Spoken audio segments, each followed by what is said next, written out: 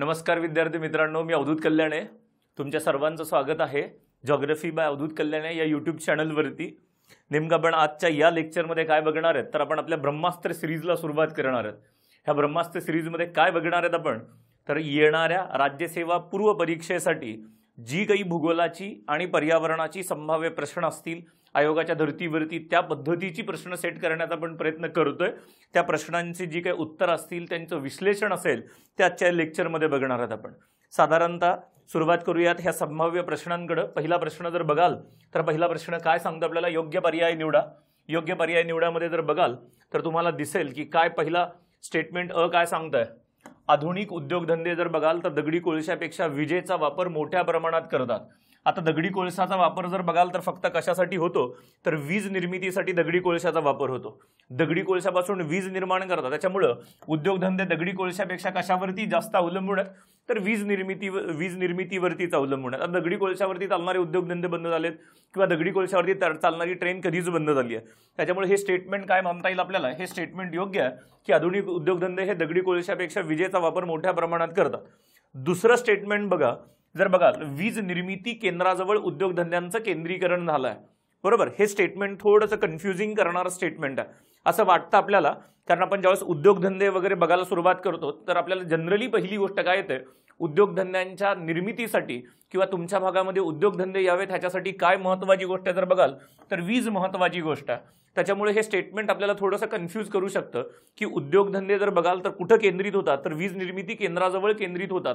हे statement confuse होणं आपण काय म्हणू शकतो याचं उत्तर जर बघाल आणि ब दोन्ही योग्य आहेत आणि ब हे चं कारण आहे असं स्टेटमेंट आपण उत्तर लिहू शकतो किंवा स्पष्टीकरण देऊ शकतो. पण थोडासा वेगळा विचार केला तर हे उत्तर असू शकणार नाही किंवा हे उत्तर असणार नाही. वीज निर्मिती केंद्राजवळच उद्योगधंदे आता केंद्रित होत नाहीत का, त्याचं कारण जर बघाल वीज निर्मिती केंद्र एका बाजूला आणि उद्योगधंद्यांचं केंद्रीकरण दुसऱ्या बाजूला अशी सुद्धा ठिकाणं तुम्हाला बघायला मिळतील. त्याचं कारण काय, आता एका ठिकाणी निर्माण झालेली वीज तुम्ही दुसरीकडे वाहून नेऊ शकता. एका ठिकाणी जर वीज निर्माण होत असेल तर ह्याच भागामध्ये उद्योगधंद्यांचं केंद्रीकरण व्हावं असं काही कंपल्सरी नाही. इथं निर्माण झालेली वीज तुम्ही दुसरीकडे कुठेतरी वाहून नेऊ शकता आणि तिथं उद्योगधंदे निर्माण करू शकता. त्याच्यामुळे हे स्टेटमेंट दिसायला जरा फसवं स्टेटमेंट आहे. असे काही प्रश्न आयोगाने आपल्याला विचारलेत, जसं 2023च्या प्रिलिम्सला त्या जर बघाल कापड उद्योगावरती विचारलेला प्रश्न सेम अशाच प्रकारचा एक प्रश्न होता. वीज निर्मिती केंद्राजवळच उद्योगधंद्यांचं केंद्रीकरण झालं आहे. हे स्टेटमेंट पूर्णतः योग्य नाही. हे स्टेटमेंट काय म्हणावं लागेल तर असं स्टेटमेंट चुकीचं म्हणावं लागेल जर ह्या संदर्भात जर बघाल. त्याच्यामुळे पर्याय काय येईल तर विधान योग्य आहे. दगडी कोळशापेक्षा विजेचा वापर करतात का तर निश्चित करतात, पण सगळेच उद्योगधंदे मात्र वीज निर्मिती केंद्राजवळ केंद्रित झालेले नाहीत. त्याच्यामुळे हे 100% योग्य म्हणता येणार नाही. तर विधान अयोग्य आहे. ब विधान काय असेल चुकीचं तर पर्याय क्रमांक कुठं जाईल तर पर्याय क्रमांक 3 कडे उत्तर जाईल. याचं ही गोष्ट विशेष बघा. प्रश्न क्रमांक पुढे जाऊयात. काय दिले तर बघाल तर योग्य जोड्या लावा. योग्य जोड्या कशाच्या लावायच्यात आपल्याला तर एका बाजूला आपल्याला ज्वालामुखी दिलेत आणि दुसऱ्या बाजूला जर बघाल तर त्यांचे देश दिलेत. देश एका बाजूला ज्वालामुखी आणि ते ज्वालामुखी कोणत्या देशामध्ये आहेत. माउंट वेसुवियस नावाचा ज्वालामुखी आहे तर माउंट वेसुवियस नावाचा ज्वालामुखी तुम्हाला कुठं दिसेल जर बघाल तर माउंट वेसुवियस तुम्हाला इटलीमध्ये दिसेल.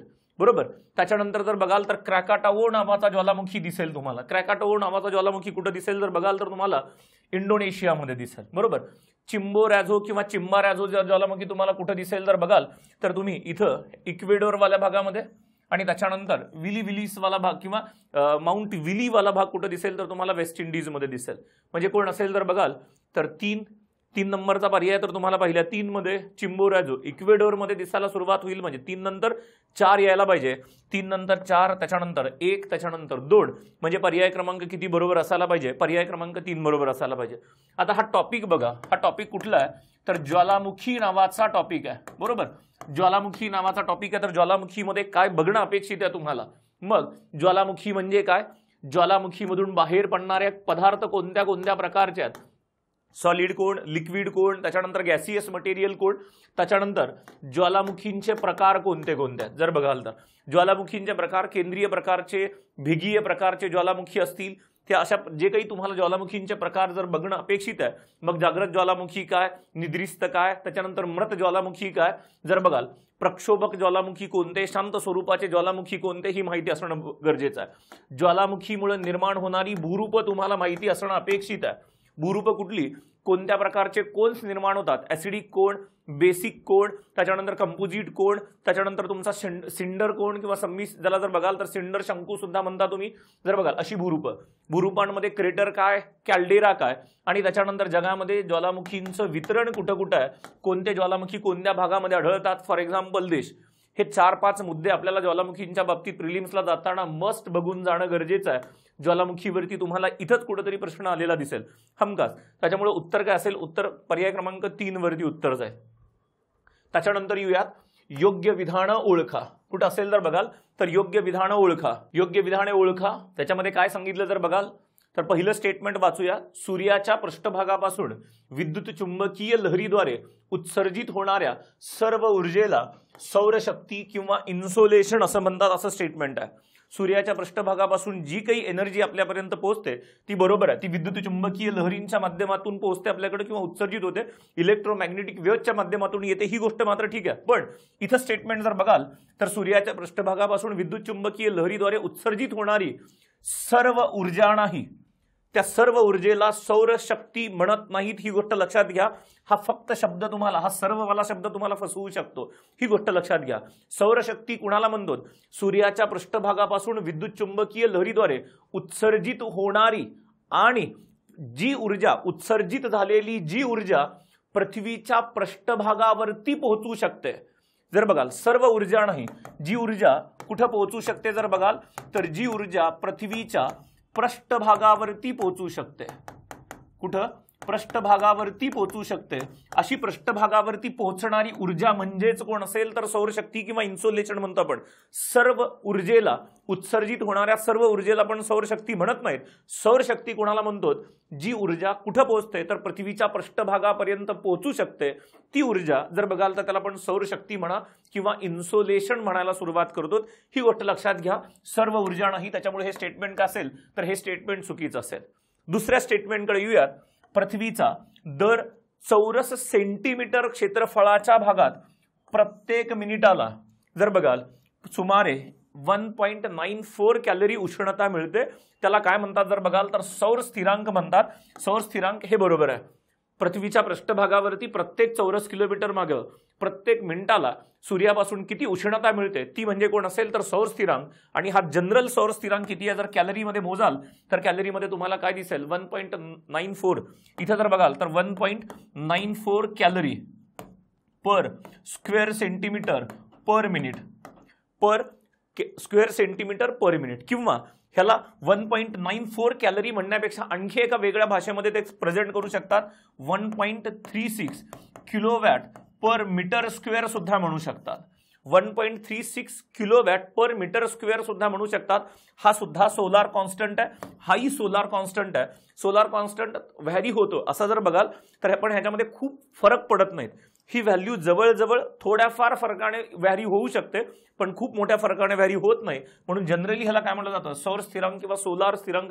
सोलार जर बघाल सौर स्थिरांक म्हणा किंवा सोलार कॉन्स्टंट म्हणा. कॅलरीमध्ये मोजाल तर 1.94 calorie per square centimetre per minute आणि जर किलोवॅट पर मीटर स्क्वेअर मध्ये मोजाल तर 1.36 किलोवॅट पर मीटर स्क्वेअर.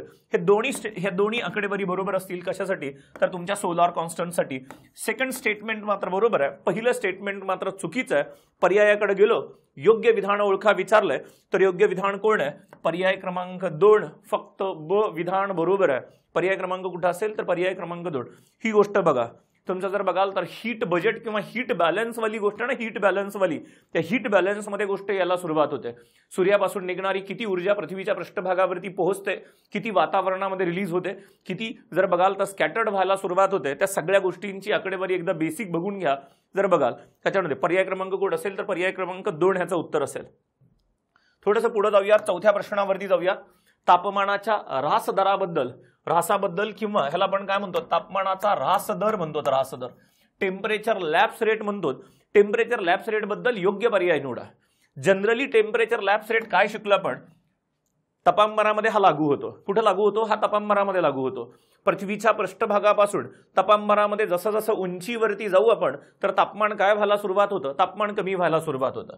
प्रत्येक 165 मीटर मागं उंची मागं जर बघाल तर तापमान 1 डिग्री सेल्सिअसने काय व्हायला सुरुवात होतं? कमी व्हायला सुरुवात होतं. किंवा ह्याला आपण काय शिकलो? 1000 मीटर मागं तापमान कितीने कमी होतं? 6.4 डिग्री सेल्सिअसने तापमान कमी होतं.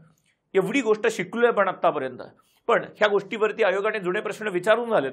ह्यालाच नवीन स्वरूपात जर विचारायचं असेल तर आयोग काय करेल? उंची फुटामध्ये देईल. उंची फुटामध्ये देईल. हे 165 फूट आहे. गडबडीमध्ये ह्याला टिकमार्क करू नका. किंवा हे 1000 फूट आहे, 1000 मीटर नाहीये. आपण जे काही शिकलोत ते कशामध्ये शिकलोत? मीटरमध्ये शिकलोत. ज्या लोकांनी फुटामध्ये हे कॅल्क्युलेशन बघितलं नसेल त्यांनी व्यवस्थित बघा. हे फुटामध्ये आहे. हे जर बघाल तर हे मीटरमध्ये नाहीये. त्याच्यामुळे इकडला पर्याय असू शकत नाही. 1000 फुटावरती नाही किंवा 165 फुटावरती नाही तर हे मीटरमधल्या आकड्यात. बरोबर. पर्याय कुठं जायला पाहिजे जर बघाल तर 1000 फूट उंचीवरती गेल्यावरती तापमान डिग्री सेल्सिअस मध्ये दिलं नाही त्यांनी, डिग्री फॅरेनहीट मध्ये पण दिलं. तापमान 1000 फूट उंचीवरती गेल्यावरती तापमान 3.5 डिग्री फॅरेनहीटने कमी व्हायला पाहिजे. पर्याय क्रमांक 3 ह्याचं उत्तर असेल. असा फॅक्च्युअल डेटा थोड्याशा वेगळ्या अँगलने पण बघायला सुरुवात करा. जिथं ऑलरेडी सोप्या सोप्या गोष्टी मीटरमध्ये डिग्री सेल्सिअसमध्ये गोष्टी आहेत, जिथं सोप्या गोष्टी ऑलरेडी विचारून झाल्यात तिथं कुठंतरी अशा युनिट कन्व्हर्जनवरती जाण्याची शक्यता असेल. जिथं कुठं तुम्हाला फूट, metre, degree Celsius, degree Fahrenheit असे युनिट्स दिसतात आणि जिथं ऑलरेडी सोप्या गोष्टीवरती प्रश्न विचारून झालेत तिथं आयोगाचं पुढचं पाऊल काय असेल? युनिट बदलून हा प्रश्न फक्त थोडासा अवघड करणं. फक्त युनिट बदलणे. का? तर आपली दृष्टिकोन त्या युनिटवरती जात नाही. आपण फक्त जे दिलंय तेवढंच पाठ करण्याचा प्रयत्न करतो. जरा थोडंसं असे युनिट बदलून त्याचे उत्तर काय असू शकतात किंवा त्याचा गोष्ट त्याची जर बघाल तर त्याचे ऑप्शन्स काय असू शकतात ही गोष्ट थोडीशी कळली पाहिजे आपल्याला. उत्तर जर आपण बघितलं तर पर्याय क्रमांक 3 हे उत्तर असेल की प्रत्येक 1000 फूट उंचीवरती गेल्यावरती 3.5 डिग्री फॅरेनहीटने तापमान काय होतं? कमी होतं. ही गोष्ट लक्षात ठेवा. असे फॅक्ट्स आपल्याला यायला पाहिजेत. जर बघाल पर्याय क्रमांक 3. पुढच्या प्रश्नावरती जाऊयात. खालील माहिती वाचा असं म्हणतात. एका बाजूला प्रदेश दिलेत, दुसऱ्या बाजूला त्या प्रदेशात असणाऱ्या पर्वतांची नावं दिली आहेत आणि तिथं पर्वतांचे प्रकार दिलेत. जर बघाल तर इथं जर बघाल तर तुम्हाला मध्य आशियामध्ये हुन्सुरुक नावाचा पर्वत आहे आणि तो वली पर्वत आहे असं म्हणणं आहे त्यांचं. बरोबर. इथं जर बघाल तर मध्य आशियामध्ये हुन्सुरुक नावाचा पर्वत नाही. हुन्सुरुक नावाचा पर्वत आहे पण तो कुठे आहे? हा हुन्सुरुक नावाचा पर्वत जर्मनीमध्ये येतो. जर बघाल आणि तो वली पर्वतामध्ये येत नाही. तो गट पर्वत म्हणा, ठोकळा पर्वत म्हणा किंवा ब्लॉक माउंटेनच्या कॅटेगरीमध्ये येतो. बरोबर. ही गोष्ट आपण आपल्या वनडेमध्ये शिकलोय.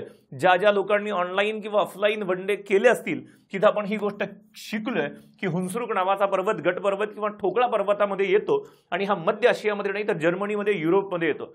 म्हणजे ही गोष्ट काय असेल तर चुकीची असेल.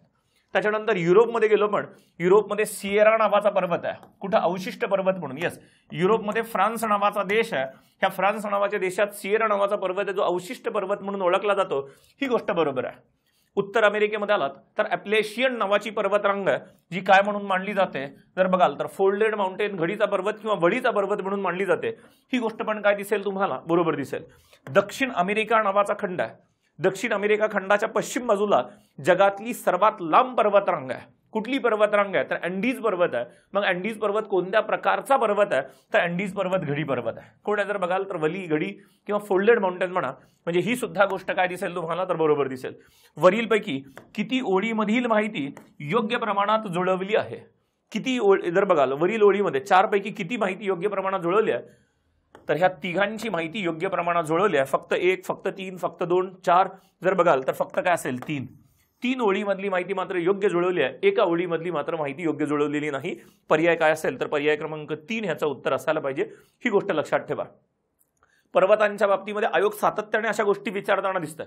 मागच्या 2021, 22, 23चे जर तुम्ही प्रिव्हियस इयर क्वेश्चन्स काढून बघाल तर तुम्हाला पर्वत जर बघाल विशेषतः पर्वतांचे प्रकार कोणत्या कोणत्या प्रकारचे पर्वत आहेत? वली पर्वत आहे, गट पर्वत आहे, अवशिष्ट पर्वत आहे, ज्वालामुखीय पर्वत आहेत. हे पर्वतांचे जनरली 4 प्रकार आहेत. त्याच्यानंतर पर्वतांची ठिकाणं बघून जा. कोणता पर्वत कोणत्या भागामध्ये, कोणत्या खंडामध्ये आहे जर बघाल तर ही ठिकाणं बघून जा. ह्याच्यामध्ये जर बघाल तर खंड बघा. खंडासोबत जर बघाल तर महत्त्वाचे देश असतील तर देश बघा. ही गोष्ट साधी गोष्ट तुम्हाला विचारली जाऊ शकते. हिमालय जो काही पर्वत आहे आपल्याकडं त्या हिमालय पर्वताची सीमा किती देशांना लागून आहे किंवा कोणत्या कोणत्या भागामध्ये हिमालयाचा विस्तार आहे? साधी सिंपल गोष्ट आपण जिथं बघायला विसरतो ती गोष्ट आपल्याला विचारली जाऊ शकते. किंवा दक्षिण अमेरिका, अँडीज नावाचा पर्वत आहे. अँडीज पर्वत जर बघाल तर जगातली सर्वात लांब पर्वतरांग आहे, तर ही कोणत्या कोणत्या देशांसोबत संबंधित आहे, असे काही बेसिक प्रश्न सुद्धा विचारले जाऊ शकतात. पर्वतांचे प्रकार बघा, पर्वतांची ठिकाणं आपल्याला माहिती असणं मस्ट आहे, मस्ट. ही गोष्ट लक्षात ठेवा. बरोबर. ह्या बाबतीमध्ये इथं उत्तर काय असेल तर उत्तर पुन्हा पर्याय क्रमांक 3 हे उत्तर असेल. त्याच्यानंतर 2011च्या जनगणनेनुसार खालीलपैकी कोणत्या नागरी संकुलाची, जर बघाल अर्बन कॉंग्लोमरेशन ज्याला म्हणायला सुरुवात करतो आपण. नागरी संकुल म्हणजे काय जर बघाल तर दोन किंवा दोनपेक्षा जास्त महानगरे एकत्र यायला सुरुवात झाली. त्या महानगरांचा आजूबाजूचा नागरी भाग सुद्धा एकत्र यायला सुरुवात झाला. त्यावेळी जर बघाल तर एक विस्तीर्ण महानगर निर्माण व्हायला सुरुवात होते, ज्याला आपण नागरी संकुल किंवा अर्बन कॉंग्लोमरेशन म्हणायला सुरुवात करतो. मग देशामध्ये कोणती कोणती अर्बन कॉंग्लोमरेशन आहेत तर बृहन्मुंबई दिसेल तुम्हाला, त्याच्यानंतर दिल्ली दिसेल, त्याच्यानंतर कोलकाता दिसेल, त्याच्यानंतर चेन्नई दिसेल, त्याच्यानंतर तुमचं बेंगलोर दिसेल, हैदराबाद दिसेल, अहमदाबाद दिसेल. अशी जर बघाल तर अशी नागरी संकुल आपल्याला दिसतील भारतामध्ये. मग आपल्याला प्रश्न काय विचारलाय, 2011च्या जनगणनेनुसार कोणत्या नागरी संकुलाची लोकसंख्या सर्वात जास्त आहे. जर बघाल तर देशामध्ये 2011च्या ह्याच्यानुसार सर्वात जास्त लोकसंख्या असणारं बृहन्मुंबई नावाचं महाराष्ट्रातलं नागरी संकुल आहे. 2 नंबरला जर बघाल तर दिल्ली हे नागरी संकुल आहे 2 नंबरला. 3 नंबरला कोण दिसेल तुम्हाला तर कोलकाता नावाचं नागरी संकुल दिसेल. 4 नंबरला कोण दिसेल तर बघाल तर तुम्हाला चेन्नई नावाचं नागरी संकुल दिसेल. 5 नंबरला कोण दिसेल तर बघाल तर बंगळुरू नावाचं नागरी संकुल दिसेल तुम्हाला क्रमाने. 6 नंबर बघाल तर 6 नंबर कोण दिसेल तुम्हाला हैदराबाद नावाचं नागरी संकुल दिसायला सुरुवात होईल. किमान आपल्याला ही नावं माहिती असायला पाहिजेत. ह्याच्यामध्ये पर्यायामध्ये बघाल तर बेंगळूर, हैदराबाद, चेन्नई आणि कोलकाता दिलंय, म्हणजे बृहन्मुंबई आणि दिल्ली दिलं नाही. तर आपल्याला काय माहिती पाहिजे, कोलकाता. दिलेल्या पर्यायामध्ये कोणत्या नागरी संकुलाची लोकसंख्या सर्वात जास्त आहे तर कोलकाता. कोणाची लोकसंख्या सर्वात जास्त आहे तर कोलकाता. हा क्रम पण लक्षात ठेवा. कधी कधी ह्यांच्यातली 4-5 नावं दिली जातील आणि ह्या नागरी संकुलाचा लोकसंख्येच्या प्रमाणानुसार जर बघाल किंवा लोकसंख्येनुसार उतरता क्रम लावा किंवा चढता क्रम लावा असा एखादा प्रश्न तुम्हाला प्रिलिम्सला अपेक्षित करा. किमान ही पहिली 5 नावं लक्षात ठेवा. बृहन्मुंबई, दिल्ली, कोलकाता, चेन्नई, त्याच्यानंतर बंगळुरू, हैदराबाद आणि त्याच्यानंतर जर बघाल तर कोण असेल अहमदाबाद. कोण असेल जर बघाल तर अहमदाबाद सुद्धा यायला सुरुवात होईल. ही नावं आपल्याला माहिती पाहिजेत. पहिली जी 6-7 नावं आहेत, किमान पहिली 5 तरी नावं किंवा पहिली 6 तरी नावं तुमच्याकडे माहिती असावीत की सर्वात जास्त लोकसंख्या असणारी ही नागरी संकुल म्हणून. पर्याय क्रमांक कोण असेल तर पर्याय क्रमांक 4. बंगळुरू बघाल तर बंगळुरू तुम्हाला कुठल्या क्रमांकावरती दिसेल तर 5व्या क्रमांकावरती. चेन्नई जर बघाल तर 4थ्या क्रमांकावरती. हैदराबाद बघाल तर 6व्या क्रमांकावरती दिसायला सुरुवात होईल. हे सिक्वेन्स आपल्याला माहिती असणं अपेक्षित आहे. उत्तर पर्याय क्रमांक 4 असेल. त्याच्यानंतर योग्य जोड्या लावा. एका बाजूला डोंगररांग दिलेत आणि दुसऱ्या बाजूला राज्य दिलेत. पंचमलाई डोंगररांग. पंचमलाई डोंगररांग जर कुठे दिसेल तुम्हाला तर तामिळनाडूमध्ये दिसेल. पर्याय क्रमांक 3 म्हणजे इथंच कुठेतरी तुमचं उत्तर असायला पाहिजे. ह्या दोघांमध्ये उत्तर असणार नाही, डेफिनेटली उत्तर असणार नाही. नागरी डोंगर जर बघाल तर नागरी डोंगर कुठे आहेत तर तुम्हाला दिसेल आंध्र प्रदेशमध्ये. 3 नंतर 1 म्हणजे पर्याय कुठे असायला पाहिजे पर्याय क्रमांक 3. टिक्करपारा डोंगररांग ओडिसाच्या किनारपट्टीजवळ असणाऱ्या ज्या डोंगररांगातून महानदी वाहते ती टिक्करपारा डोंगररांग ओडिसा राज्याच्या किनारपट्टीजवळ. आणि मैलान डोंगररांग कुठे दिसेल तुम्हाला तर छत्तीसगडमध्ये दिसेल. म्हणजे जर बघाल तर 3 नंतर 1, 1 नंतर 2, 2 नंतर 4 पर्याय क्रमांक कुठे जाईल तर पर्याय क्रमांक 3 कडे जाईल. तुम्हाला वेगवेगळ्या राज्यांमध्ये असणाऱ्या डोंगररांगा माहिती असायला पाहिजेत. फॉर एक्झाम्पल आपण अरवलीमध्ये गेलो तर अरवलीमध्ये जरगा टेकड्या, मारवाड टेकड्या, हर्षनाथ टेकड्या, दिल्ली टेकड्या ही नावं माहिती असायला पाहिजेत. सातपुडा पर्वतात गेलो पण तर तुम्हाला राजपिपाला, तोरणमाळ, असीरगड, त्याच्यानंतर तुमचा कालीभीत, गाविलगड, त्याच्यानंतर महादेव डोंगररांग आणि मैकल डोंगररांग. बरोबर. खाली आलो होतो आपण पश्चिम घाटामध्ये आलो. पश्चिम घाटामध्ये अन्नामलाई कुठे आहेत, पलनी कुठे आहेत, कार्डमम कुठे आहेत, अगस्ती मलाई कुठे आहेत ही नावं तुम्हाला माहिती असायला पाहिजेत. ही कोणत्या राज्यात आहेत नकाशा बघा एकदा याचा. पूर्व घाटामध्ये आलो तर पण पूर्व घाटातल्या डोंगररांगा जर बघाल तर कोंडापल्ली, नल्लामल्ला, पालकोंडा, जावडी, शेवराय, बिलगिरी हे कोणत्या राज्यात आहेत कुठे आहेत हे नकाशा बघून घ्या एकदा. ही नावं पाठ करण्यापेक्षा भारताचा प्राकृतिक नकाशा बघा एक दिवस फक्त. कुठं डोंगररांग आहे, कुठं पर्वतरांग आहेत, कोणतं राज्य किंवा कोणता पठारी प्रदेश कोणाच्या पूर्वेला आहे, पश्चिमेला आहे, हे महत्त्वाच्या गोष्टी बघा. कारण नकाशावरती हमखास 1 ते 2 प्रश्न तुम्हाला 100% दिसतील. आणि अशी प्रश्न तुम्हाला जर बघाल डोंगररांगा, पठार, पर्वतरांगा ही नावं पाठ करण्यापेक्षा जेवढ्या लवकर नकाशा बघाल तेवढी जास्त वेळ लक्षात राहते. त्याच्यामुळे हे नकाशावरून जाईल. इथं पर्याय क्रमांक किती उत्तर असेल तर पर्याय क्रमांक 3 हे उत्तर असेल. कुठलं? 7व्या प्रश्नाचं. तर बघाल तर आपल्याकडे राज्यसेवा, ज्या लोकांचा आणखी अभ्यास चांगला झालाय त्यांना एका फास्ट रिव्हिजनची गरज आहे. त्या फास्ट रिव्हिजनसाठी असणारी कोण असेल तर बघाल तर ही ब्रह्मास्त्र रिव्हिजन बॅच. त्याच्यामध्ये महाराष्ट्र, भारत, जगाचा भूगोल, महाराष्ट्राचा भूगोल सगळं कव्हर करून देण्यात आलंय. जवळजवळ 25 एक लेक्चर असणारी, 20+ म्हणा, 25 एक लेक्चर पर्यंत बॅच असणारी. 1 ते 2 दिवसामध्ये तुमचा संपूर्ण भूगोल, जर बघाल संपूर्ण भूगोल कव्हर करून देणारी बॅच असेल, जिची व्हॅलिडिटी 1 मंथ आहे. तुम्ही 2 वेळेस बघू शकता. ह्याच्यासोबतच जॉग्रफी बाय अवधूत कल्याणे या ऑनलाईन ॲपवरती तुम्हाला संपूर्ण पर्यावरण सुद्धा ही संपूर्ण पर्यावरणाची बॅच सुद्धा अत्यंत कमी किमतीत उपलब्ध आहे. संपूर्ण पर्यावरण आणि संपूर्ण भूगोल. तुमचा जॉग्रफी आणि एन्व्हायरमेंटला एकही मार्क कटला नाही पाहिजे.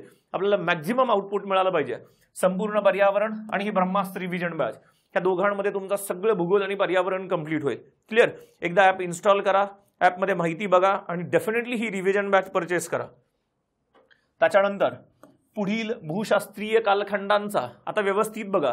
नवीन ते जुना असा क्रम लावा. कुठं असेल तर बघाल तर नवीन ते जुना असा क्रम लावा. नवीन, जुना ते नवीन नाही, नवीन ते जुना असं गेलंय.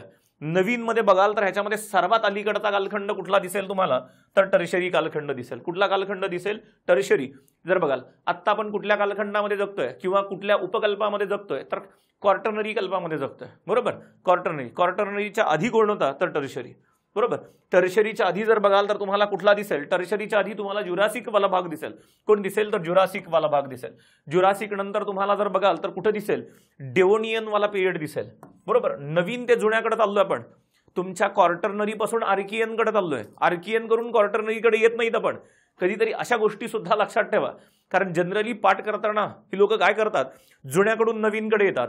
आर्कियन, त्याच्यानंतर जर बघाल तर तुमचा प्रोटेरोझोइक कालखंड असेल, त्याच्यानंतर पर्मियन असेल, त्याच्यानंतर तुमचा जर बघाल तर सायलुरियन असेल, डेव्होनियन असेल, असं उलटं पाठ करत येतो. कधी कधी त्याच्या उलटं जाईल आयोग. असा प्रश्न एकदा 2020-21ला विचारून झालाय, जुना ते नवीन. त्याच्यामुळे जनरली लोक जुना ते नवीनच पाठ करतात. पण नवीन ते जुना असं लक्षात यायला थोडासा वेळ लागतो. तिथं आपलं कन्फ्युजन होऊन प्रश्न चुकण्याची शक्यता असू शकते. त्याच्यामुळे जरा नवीन ते जुना असं पण जा. नवीन ते जुना जर बघाल तर नवीन टर्शरी असेल, त्याच्यानंतर जुरासिक असेल, त्याच्यानंतर तुमचा डेव्होनियन असेल, त्याच्यानंतर जर बघाल तर पर्मियन असेल. 1 नंबर, 2, 3, 4 आणि सर्वात जुना कोण असेल ह्याच्यामध्ये दिलेल्या प्रोटेरोझोइक कालखंड असेल. म्हणजे ई नंतर अ नंतर कोण यायला पाहिजे? ब.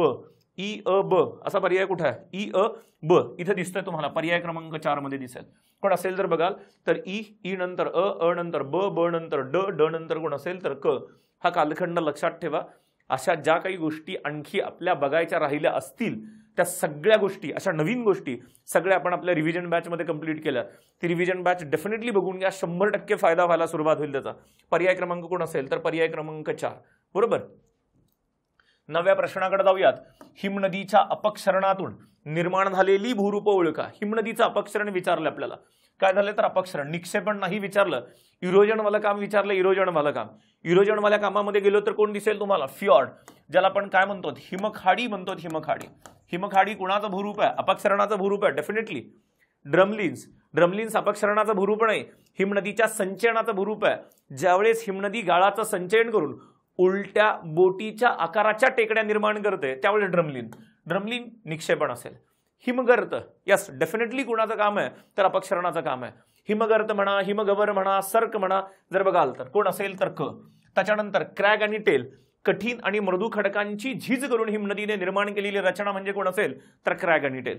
हिमनदी ज्यावेळेस झीज करते त्यावेळेस प्रचंड मोठ्या मोठ्या पायऱ्यांची निर्मिती करते, त्याला दैत्य सोपान म्हणतात. हे सुद्धा अपक्षरणाचं आहे. एस्कर्स टेकड्यात हे जर बघाल तर हे एस्कर्स तुमच्या निक्षेपणाचं भूरूप आहे, अपक्षरणाचं भूरूप नाही. त्याच्यामुळं ब आणि ड सोडा. अ क ड आणि ई. अ क ड आणि ई. अ क ड पर्याय क्रमांक कुठे यायला पाहिजे? अ क ड आणि ई. पर्याय क्रमांक कुठं? 3 ह्याचं उत्तर असेल. नदी अपक्षरण निक्षेपण, वारा अपक्षरण निक्षेपण, त्याच्यानंतर हिमनदी अपक्षरण निक्षेपण, सागरी लाटा अपक्षरण निक्षेपण. ह्यांची भूरूप व्यवस्थित बघा. बेसिक गोष्टी बघा. खूप सारा डेटा वाचण्याचा प्रयत्न करू नका, कारण ह्याच्यावरती प्रश्न साधे सिंपल प्रश्न आहेत. आणि लक्षात ठेवा 2020 नंतर 2020, 21, 22 आणि 23 ह्या 4 वर्षामध्ये भूरूपांवरती प्रश्न विचारले नाहीत जास्त. अदरवाईज 2013 ते 2019 ह्या 6-7 वर्षाच्या पिरियडमध्ये अशी एकही प्रिलिम्स नाही की ज्याच्यावरती प्रश्न नाही. ह्याच्यावरती प्रत्येक प्रिलिम्सला 2019 पर्यंत भूरूपांवरती प्रश्न आहे. पण 2020 नंतर मात्र मागच्या 2-3 वर्षात इथं प्रश्न विचारले नाहीत किंवा प्रश्न विचारण्याची फ्रिक्वेन्सी अत्यंत कमी झाल्या. अपेक्षा करा येणाऱ्या 2024च्या प्रिलिम्सला ह्याच्यावरती कुठेतरी डेफिनेटली प्रश्न असेल. हिमनदीवरती असेल, वारा, सागरी लाटा किंवा नदीवाल्या भागावरती असेल. बरोबर. इथं कोण असेल तर पर्याय क्रमांक 3. 10व्याकडे जाऊयात. योग्य विधाने ओळखा. योग्य विधाने ओळखा. काय सांगितलंय? देशातला पहिला तेल शुद्धीकरण कारखाना आसाम राज्यात नुनमतीला सुरू झाला असं म्हणलं. नुनमतीला सुरू झाला हे योग्य नाही. हे स्टेटमेंट योग्य नाही. देशातला पहिला तेल शुद्धीकरण कारखाना कधी सुरू झालाय तर 1901 ला सुरू झालाय. कुठं सुरू झालाय तर दिग्बोई नावाचं ठिकाण आहे आसाममध्ये. इथं सुरू झालाय. कुठं जर बघाल देशातला पहिला तेल शुद्धीकरण कारखाना दिग्बोई आसामला सुरू झालाय. बरोबर. ही गोष्ट. नुनमतीला काय आहे? नुनमतीवरती आयोगाचं फोकस गेलं होतं 2022ला. नुनमती काय 2021ला जर बघाल नुनमती हा पब्लिक सेक्टरमध्ये सार्वजनिक क्षेत्रातला देशातला पहिला तेल शुद्धीकरण प्रकल्प आहे.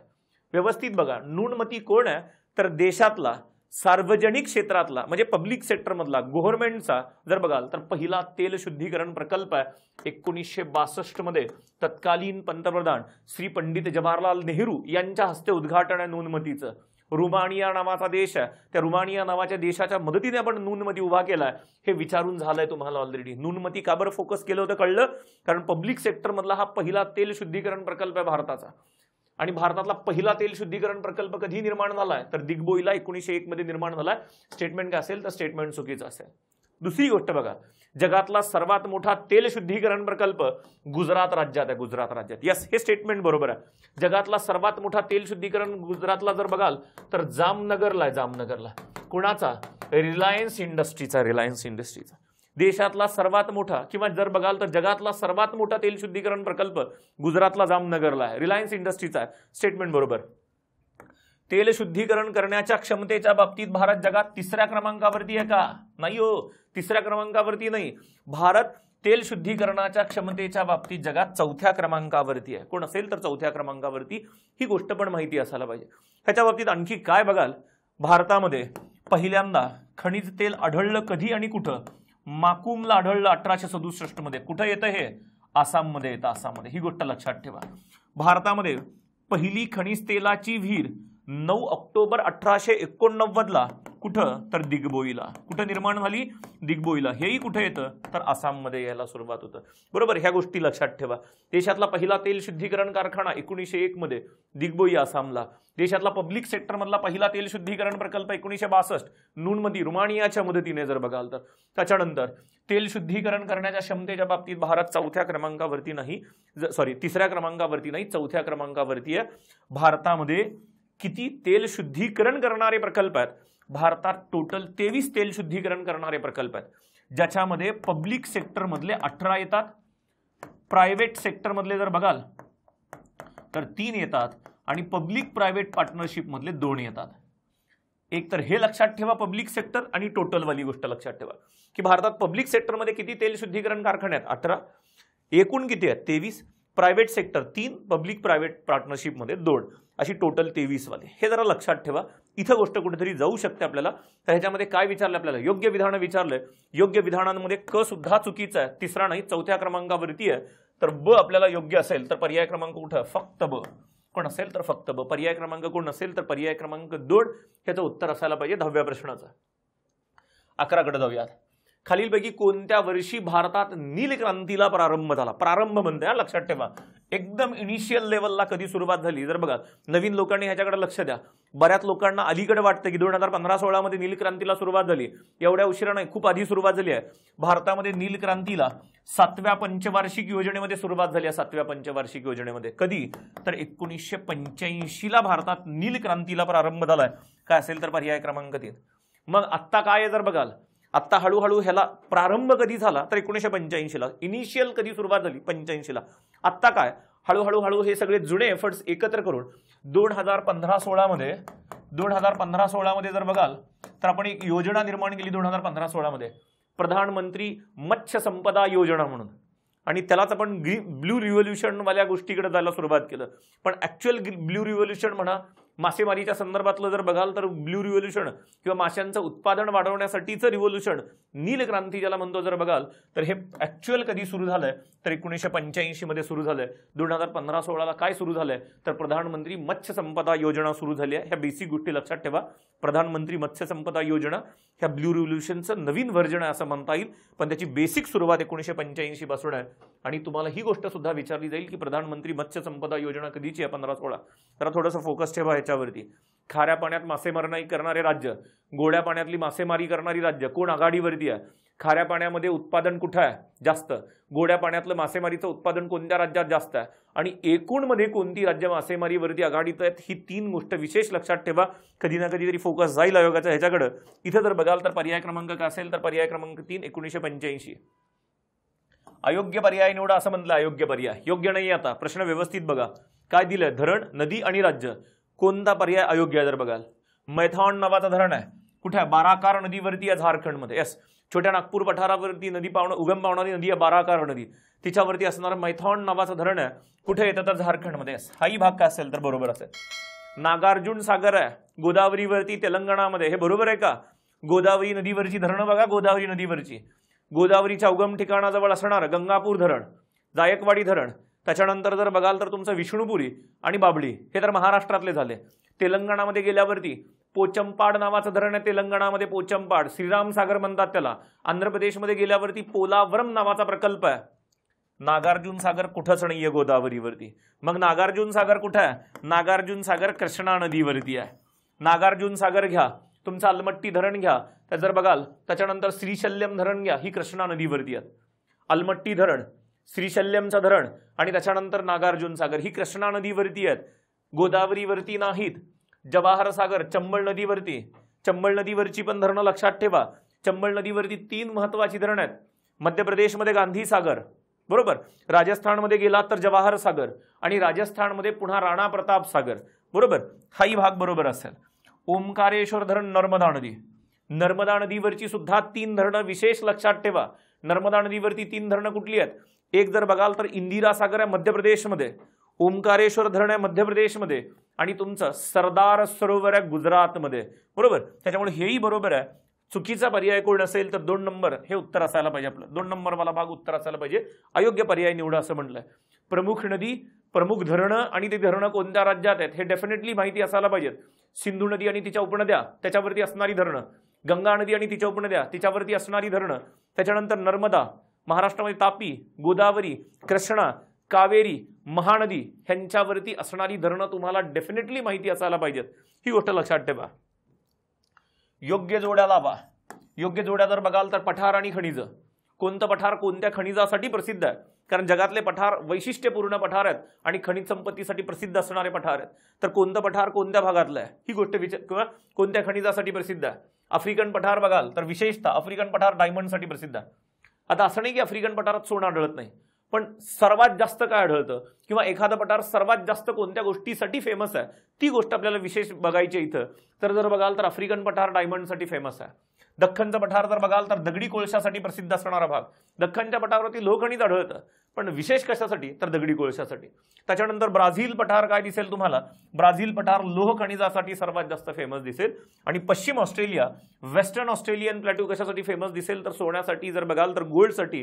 म्हणजे काय दिसेल 2, 1, 4, 3 मला पर्याय 2, 1, 4, 3 पर्याय क्रमांक कुठे जायला पाहिजे, पर्याय क्रमांक 2 कडे जायला पाहिजे. 2, 1, 4, 3 पर्याय क्रमांक 2. ही गोष्ट पठारी प्रदेशावरची गोष्ट थोडीशी जास्त महत्वाची लक्षात घ्या. सातत्याने मागच्या 2-3 वर्षात ह्याच्यावरती प्रश्न विचारलेत. एक, पठार, पठारांचे प्रकार बघा. कोणत्या कोणत्या प्रकारचे पठार आहेत. पर्वतपदीय पठार, पर्वतांतर्गत पठार, ज्वालामुखीय पठार, जर बघाल डिसेक्टेड प्लॅट्यू असे प्रकार बघा. जगातले कोणते पठार जर बघाल तर. दुसरी गोष्ट त्याची ठिकाणं बघा. कोणतं पठार कोणत्या ठिकाणी आहे जगामध्ये, कोणत्या देशात आहे किंवा कोणत्या राज्यात आहे किंवा काय वगैरे ही गोष्ट बघा. असे प्रश्न विचारून झालेत. पठारावरती आयोगाचा फोकस जरा जास्त आहे. प्रकार विचारून झालेत, लोकेशन्स विचारून झालेत. अशा गोष्टी पण पठारांच्या बाबतीतल्या विचारल्या जातील की कोणतं पठार कोणत्या ह्याच्यासाठी फेमस आहे. ही गोष्ट तुम्हाला वन डे रिव्हिजन बॅचमध्ये डेफिनेटली सगळी गोष्ट कव्हर करून दिली जाईल की कोणत्या प्रकारचे पठार आहेत, त्यांची लोकेशन्स कुठे आहेत जर बघाल तर. त्याच्यानंतर योग्य विधान ओळखा, योग्य विधान किंवा विधाने ओळखा जर बघाल तर राजस्थानच्या पश्चिम बाजूला निर्माण झालेल्या अनुलंब टेकड्यांना भिट्स असे म्हणतात. काय म्हणतात जर बघाल तर भिट्स असं म्हणतात. अनुलंब टेकड्याचा अर्थ काय, लांब आकाराच्या टेकड्या ज्यांची उंची कमी आहे पण लांबी जास्त आहे. अनुलंबचा अर्थ जर बघाल तर ज्या टेकड्या लांब आकाराच्या टेकड्यात ज्यांची उंची कमी पण काय दिसेल तुम्हाला, लांबी जास्त दिसेल. आपण एक गोष्ट शिकलोय का बघा, ज्या लोकांनी ऑनलाईन बॅचेस केले असतील किंवा ऑफलाईन बॅचेस केली असतील किंवा वन डे बॅच केली असेल तर अशा अनुलंब टेकड्यांना आपण सीफ टेकड्या म्हणतो. सीफ टेकड्या. सीफ टेकड्याचा अर्थ काय, तलवारीच्या आकाराच्या टेकड्या, ज्या लांब आकाराच्या टेकड्यात त्यांना स्थानिक भाषेमध्ये काय म्हणतात, भिट्स म्हणतात. भिट्स ही गोष्ट लक्षात ठेवा. अनुलंबात लांब आकाराच्या टेकड्यात सीफ म्हणा किंवा त्याला काय म्हणतो आपण, भिट्स म्हणतो. बरोबर. अनुलंब टेकड्यांच्या दरम्यान निर्माण होणाऱ्या खाऱ्या पाण्याच्या सरोवरास धांड म्हणतात. समजा इथे एक अनुलंब टेकडी निर्माण झाली आहे आणि इथे एक अनुलंब टेकडी निर्माण झाली आहे. इथे एक उंच भाग आहे, इकडे एक उंच भाग आहे आणि ह्या मधल्या भागामध्ये काय निर्माण झालंय तर खाऱ्या पाण्याचं सरोवर झालंय. अशा ह्याला काय म्हणतात जर बघाल तर स्थानिक भाषेमध्ये धांड म्हणतात. धांड. हेही स्टेटमेंट बरोबर आहे, अही स्टेटमेंट बरोबर आहे. बरोबर. अनुलंब टेकड्यांच्या दरम्यान निर्माण झालेली खाऱ्या पाण्याची सरोवर म्हणजे कोण असतील तर धांड. स्थानिक भाषेमध्ये नाव काय असेल तर धांड. दोन्ही स्टेटमेंट बरोबर आहेत. बरोबर. त्याच्यानंतर तिसऱ्या स्टेटमेंटकडे येऊयात. राजस्थानमध्ये निर्माण झालेली सांबर, दिडवाणा, कचमण म्हणा किंवा कुचामण म्हणा किंवा ही सरोवर जर बघाल तर धांडची उदाहरण आहेत. हे मात्र स्टेटमेंट चुकीचं आहे. ही जी काही सांबर, दिडवाणा, कचमण नावाची सरोवर आहेत किंवा कुचामण नावाचं सरोवर आहे हे बागरमध्ये येतं. बागरमध्ये. आणि बागरमध्ये तुम्हाला जनरली भिट्स किंवा धाण दिसत नाहीत कारण बागर तेवढा वाळवंट नाही जेवढा तुमच्या मरुस्थळीमध्ये वाळवंट आहे. भिट्स तुम्हाला सर्वात जास्त कुठे दिसतील तर मरुस्थळीमध्ये. त्याच्यामुळे धाण सुद्धा कुठे निर्माण झालेली दिसतील तर मरुस्थळीमध्ये. आणि ही मात्र खाऱ्या पाण्याची सरोवर कुठली आहे जर बघाल तर राजस्थान बागरमधली आहे. कुठली आहे जर बघाल तर राजस्थान बागरमध्ये. ही मात्र कोण नाहीयेत, धाण नाहीयेत. ही नॉर्मल खाऱ्या पाण्याची सरोवर आहेत. जर बघाल नद्यांनी पाणी वाहून आणलंय आणि तिथं पाण्याचं संचयन होऊन निर्माण झालेली ही सरोवर आहेत. त्याच्यामुळे तुम्हाला ही जर बघाल तर ही धाणची उदाहरण नाहीत, ही नॉर्मल सरोवराची खाऱ्या पाण्याची उदाहरण आहेत. त्याच्यामध्ये काय विचारलंय, योग्य विधान विचारलंय.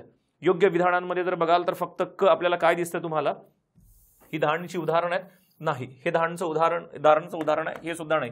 योग्य विधानामध्ये अ बरोबर आहे आणि ब बरोबर आहे म्हणजे पर्याय क्रमांक दोन्ही अ आणि ब बरोबर आहेत. दोन्ही जर बघाल तर काय दिसेल तुम्हाला, पर्याय क्रमांक 3 हे उत्तर दिसेल. आपल्याला क विधान मात्र चुकीचं आहे. वरची दोन. कुठल्या कुठल्या प्रकारच्या टेकड्यात हे लक्षात ठेवा. सीफ टेकड्यात आणि बारखन नावाच्या टेकड्यात, अर्धचंद्राकृती आकाराच्या टेकड्या. बरोबर. अर्धचंद्राकृती आकाराच्या टेकड्या त्यांना आपण काय म्हणतो जर बघाल तर बारखंड म्हणतो.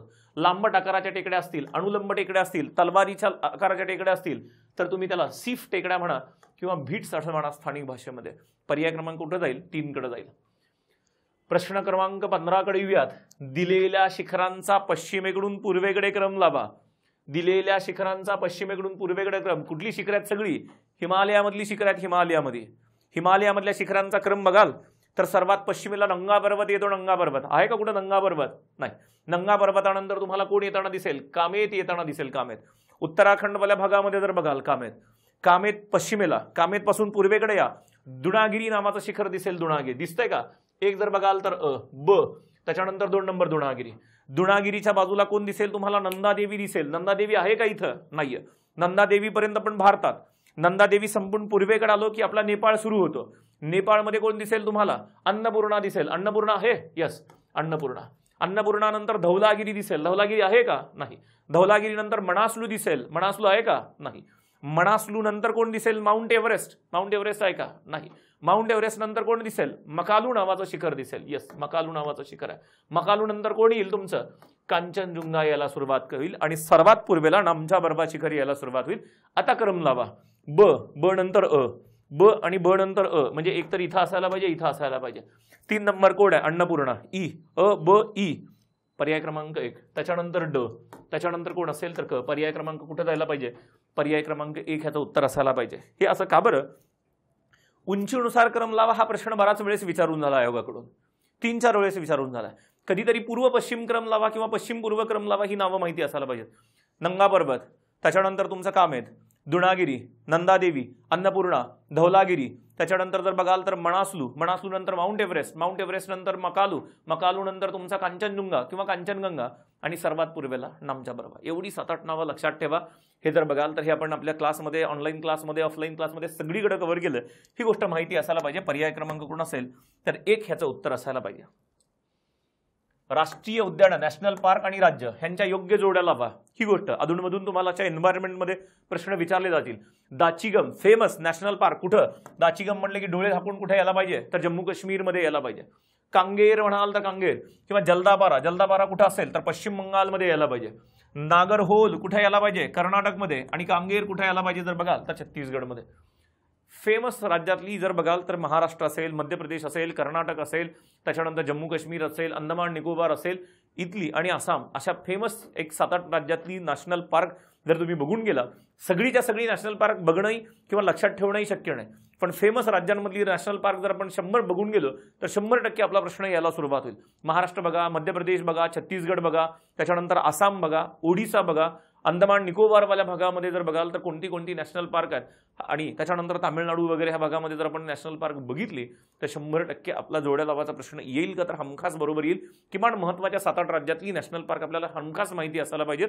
इथं जर बघाल तर कोण दिसेल तुम्हाला? 2 नंतर 1, 2 नंतर 1, इथंच कुठेतरी उत्तर असायला पाहिजे. बरोबर. त्याच्यानंतर 4 नंतर 3, 4 आणि 3. पर्याय क्रमांक कुठे येईल तर पर्याय क्रमांक 1 मध्ये उत्तर यायला पाहिजे. 2, 1, 4 आणि 3 मध्ये उत्तर यायला पाहिजे. ही गोष्ट लक्षात ठेवा. नॅशनल पार्क, टायगर रिझर्व, पुन्हा महत्त्वाच्या राज्यातली टायगर रिझर्व्ह बघा, कारण त्या महत्त्वाच्या राज्यांमधली 1-2 नावं 100% दिसतील आणि त्याच्यावरून तुमचा प्रश्न सॉल्व्ह व्हायला सुरुवात होईल का? 100% व्हायला सुरुवात होईल अशा गोष्टींना. कारण 106 नॅशनल पार्क येतो. 106ला 106 लक्षात ठेवणं शक्य आहे का? नाही. त्याच्यामुळे महत्त्वाची तरी किमान आपल्याला माहिती पाहिजेत, जेणेकरून आपला प्रश्न सुटणं महत्त्वाचं आहे. बरोबर. त्याच्यानंतर 17व्या प्रश्नाकडे जाऊयात. सेंद्रिय व असेंद्रिय पदार्थ जलाशयात मिसळून सुपोषणाची प्रक्रिया घडते. सेंद्रिय पदार्थ जर बघाल तर तुमचं फॉस्फरस असेल, त्याच्यानंतर नायट्रोजन असेल किंवा आणखी काय असेल, ही जर बघाल तर शेतातल्या खतातून वाहत जाणं असतील किंवा वेगवेगळ्या घटकातून असतील. तुम्ही जे घरी डिटर्जंट वापरता कपडे धुण्यासाठी, त्याच्यातून ही जे काय सेंद्रिय असेंद्रिय पदार्थ पाण्यात विरघळतात आणि हळूहळू ही नदी पात्रामध्ये व्हायला सुरुवात होतात किंवा ही नदीच्या पाण्यासोबत सरोवरामध्ये जाऊन मिसळायला सुरुवात होतात. बरोबर. त्याच्यामुळे सेंद्रिय असेंद्रिय पदार्थांमुळे जर बघाल मग तुमचा नायट्रोजन, फॉस्फरस, सल्फर वगैरे हे सगळे घटक, ह्यांच्यामुळे काय होतं, जे काही पाण वनस्पती आहेत, ज्या काही शेवाळ किंवा अल्गीवाली वनस्पती आहे, ती वाढायला सुरुवात होते. ती वाढल्यामुळं पाण्यातला जो काही ऑक्सिजन आहे, ती ऑक्सिजनचा वापर जास्त करायला सुरुवात करतात अन्न निर्मितीसाठी. बरोबर. ही सेंद्रिय असेंद्रिय पदार्थ जलाशयात मिसळून सुपोषणाची किंवा युट्रोफिकेशनची प्रक्रिया निर्माण होते. तर या 100% निर्माण होते.